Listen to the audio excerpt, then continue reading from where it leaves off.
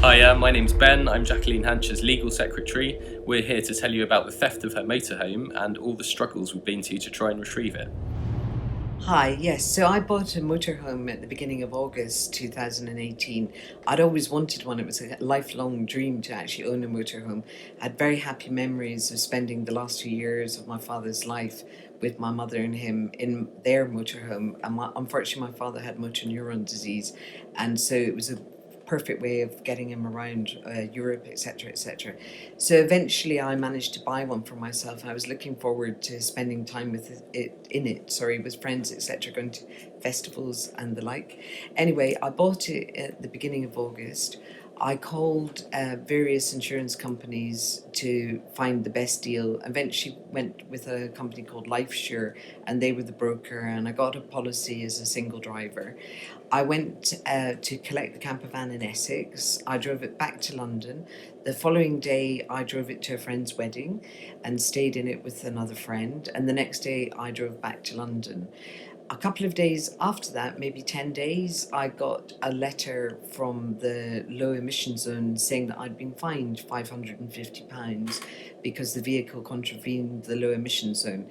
At that point, I registered it as a complaint on their website and just waited. Meanwhile, I had decided to help me finance my motorhome that I'd rented to friends and family. And I put a page on Facebook called Tilly the Camper Van. And my assistant at the time, Flo, took photos of it, and we basically put it up on Facebook. We also put it on a site called Escaper, which is like Airbnb for camper vans, and basically we had lots of lovely photos there. However, the following week I got another low emission zone charge for £550, and then at the end of that week another one for £550. So I realised that I had a problem. I got in touch with TfL again, and unfortunately I didn't get any response. The fines went up to £1,000. I didn't get any response. They eventually went up to £1,500 each, so that meant it was £4,500. And meanwhile, I told the Escaper and everybody else that sorry, I can't rent my vehicle to you because there's clearly a problem. Eventually, round about December, end of December 2018, January 2019, after writing to Sadiq Khan and the managing director, etc., of TfL, they cancelled the charges. However, it still meant that I couldn't actually drive my vehicle in anywhere within the low emission zone, and therefore I had to think of what I was going to do. And my choices were either to change it from diesel to petrol or to move it out of London. And I looked into actually exporting it to Ibiza so that I would have somewhere to stay. I was going to rent a piece of land. However, during all of this, being almost 60 years old, I do realise that I would have had to change my insurance policy because I was the only named driver on the policy. And I know that I could have cancelled my policy mid-term and gone with a different insurer. But there was no need to do this as I was the only driver. The vehicle was parked in Muswell Hill, close to my friend Adrian James's house. Every time I went to visit her, I'd go and check on my vehicle. I went regularly to check on the vehicle to charge the battery and to make sure it was okay. I decided to go on holiday in April to visit friends. And basically, I went to check the vehicle before I left. Adrian obviously knew that the vehicle was there, so she would also check. When I came back, I went to check on my vehicle and realised that it wasn't there. The next couple of days, I spent phoning pounds, etc., because I thought it might have been lifted by somebody, although it was parked on a private road. 2 days after I couldn't locate it anywhere, I decided to contact the police, phoned the police and asked them what I should do. They said I should register it as stolen and inform my insurance company, which I did. So I contacted the insurance company and explained what had happened. They said that they would look into it. And then basically I had to fight from May until the 8th of August when they finally sent me a cheque for £18,250. So that's months and months and months because they didn't want to pay for it. And then basically on the 9th of August, I had a missed call from the police, which when I listened to the voicemail stated that a gentleman had gone into Forest Gate Police Station from a company called Hackney Truck Repairs, and he'd stated that the vehicle was being held at their garage and had been there from approximately the 5th of May, and that they had failed to tell anybody for reasons unknown to me. However, they did state that they'd been asked by their associate company to collect the vehicle from Chingford by two Irish people who wanted to take the vehicle to Southern Ireland. They wanted the garage to fix something that was wrong with the rear wheel, and they wanted to export it into Southern Ireland. They had keys for the vehicle, which is very strange because it was a Fiat Ducato and the keys are very hard to come by. But I now think that they actually must have broken the steering column and replaced the key area. The police apparently went to view the vehicle on the 9th of September, and they said in the message that it was very badly damaged and that they couldn't pick it up because the wheel was removed. So therefore, on the following Monday, I phoned the insurance company to tell them that the vehicle had been found. I didn't bank the check, obviously. There then was a message from the insurance company's case manager called Gallagher Bassett that the garage wanted £5,986 because they were charging £25 a day storage from approximately the 5th of May. And Gallagher Bassett said that they weren't paying it. And I said, well, what am I supposed to do? Obviously, I didn't arrange to have my vehicle stolen, etc., etc. And, obviously they're supposed to cover the costs. Anyway, Gallagher Bassett at LifeSure and the underwriters, Tokio Marine Kiln, decided to appoint a group called the Cotswold Group, which are part of G4S, which there's been a lot of controversy about. And they sent a field investigator to visit me, and I had no idea why she was actually coming, because obviously I would have thought it was pretty cut and dried as they had the police reports. She came and she spent 4 hours at my residence, and I had a loss assessor with me called Julian Rosenthal, who was witness to everything, and her kind of investigation appeared to be asking what condition the vehicle was in when I bought it and why it was in such a mess now. And she showed me some photographs, and I was completely shocked. It didn't look like my vehicle. All the interior had been completely stripped. The awning had been stripped. There was water damage to the roof. I would imagine that the thieves actually broke through the skylight to get into the vehicle. And it just looked absolutely terrible. And I was very upset. And anyway, she said to me, how can you prove what the vehicle looked like before you purchased it? And as well, I created a Facebook page called Tilly the Camper Van. And I also told her I put it on the Escaper. And I said to her that I told her the whole story, how I couldn't rent it because of the low emission zone charges. And that basically, anybody who wanted the vehicle, it was going to be £200 a day to drive it in and out of London, which obviously is not commercially viable. So I'd given up on that idea. I explained that it was perfect when I bought it. However, I didn't explain that actually she should have looked at the original advert that I bought it from, which would show it was in perfect condition. And then basically she asked me to sign a witness statement. She didn't explain to me that it was a legally binding document. I had no idea. I was a bit naive. I didn't realise that she should have recorded it, and that actually she should explain what my legal rights were, etc., etc. So after 4 hours she left, and I was really exhausted because unfortunately I'd not been very well for 8 weeks prior to that.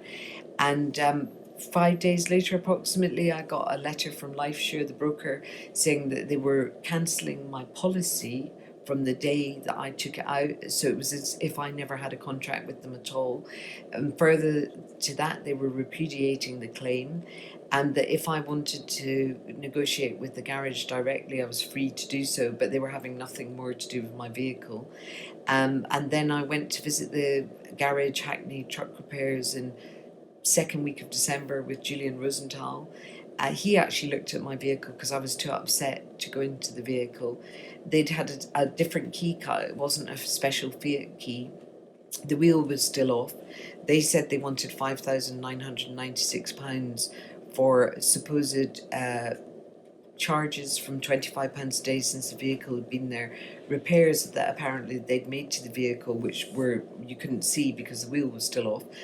And I asked them, could they not charge me from the date that I knew about the vehicle being with them, which was at the end of November.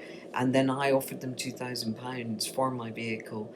and they said that they'd actually tried to sell my vehicle the day before to Rainham Caravans for £1,500.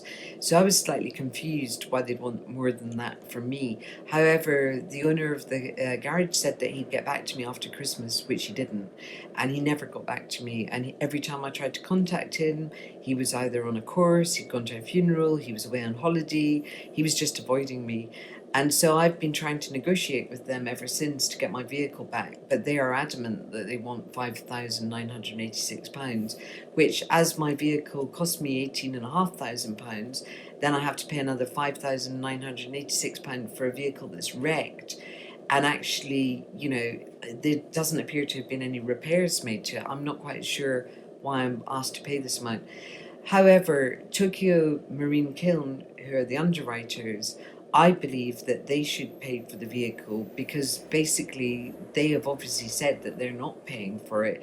Their profits last year were £28.5 million, and therefore, I just think it's insane. Also, they purport to deal with claims the human way.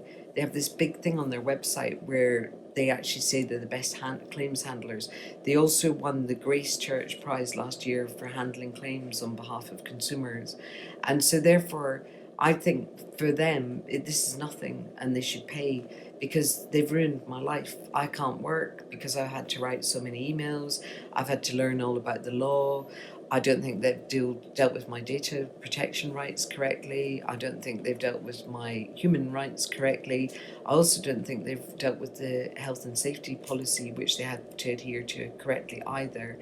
And also that the field investigator from the Cotswold Group lied at the meeting that I had with her and Mr. Rosenthal. She said that she'd attended the garage and looked at the vehicle and discussed the matter with the staff at the garage and the owner, and they said that she never went there, that she only phoned, and quite frankly, they said that she was lying to us. In her report, it states that I live at a different address. She hasn't got any of the information correct. She hasn't put the chronological order of the report correctly, and she has attempted to mislead everybody as far as I'm concerned. This is massive injustice. It seems to me absolutely impossible that you can buy a vehicle, it's stolen by somebody else, the police aren't interested in helping, they say it's civil, the garage have taken it, that what they've done is under the law of conversion. They actually legally are now should be paying me back, quite frankly, because they've stolen it as far as I'm concerned, because they're denying me access to my own vehicle. They've been using it. I think that they've been allowing their staff to sleep in it, and quite frankly, the police should have removed it when they went to look at it, or they should have told me that I could arrange to remove it to the police pound. And quite frankly, this has made me feel extremely unwell, because every night I lie in bed thinking how unjust this is, and I can't concentrate on anything else, can't spend time with my grandchildren. I think I'm quite angry about everything, and I'm having nightmares as well. So, this is a terrible thing to happen to anybody, and I just really don't understand how it could possibly have happened. And that's the story, really.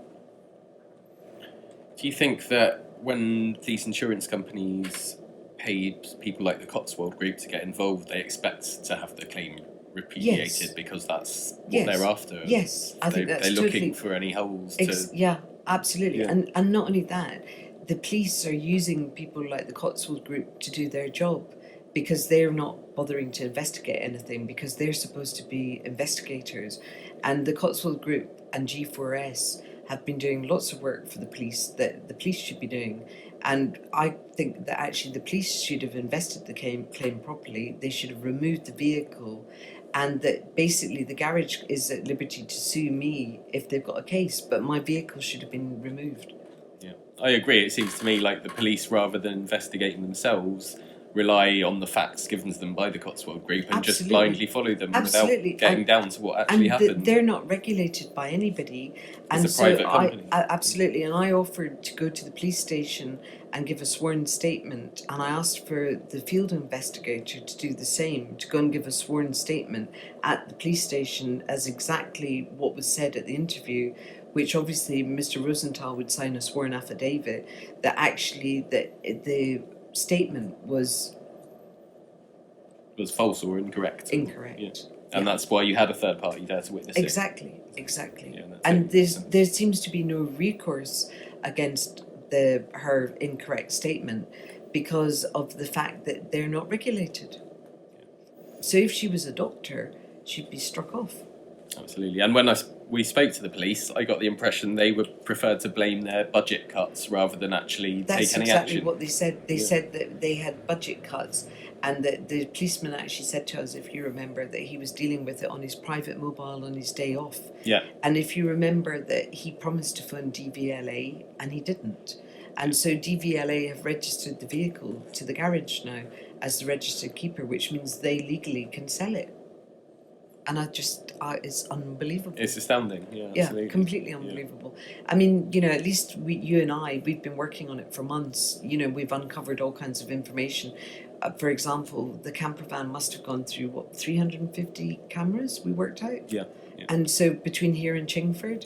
And then obviously, the police should have checked all that at the moment it was stolen. And I can't see they checked anything, can you?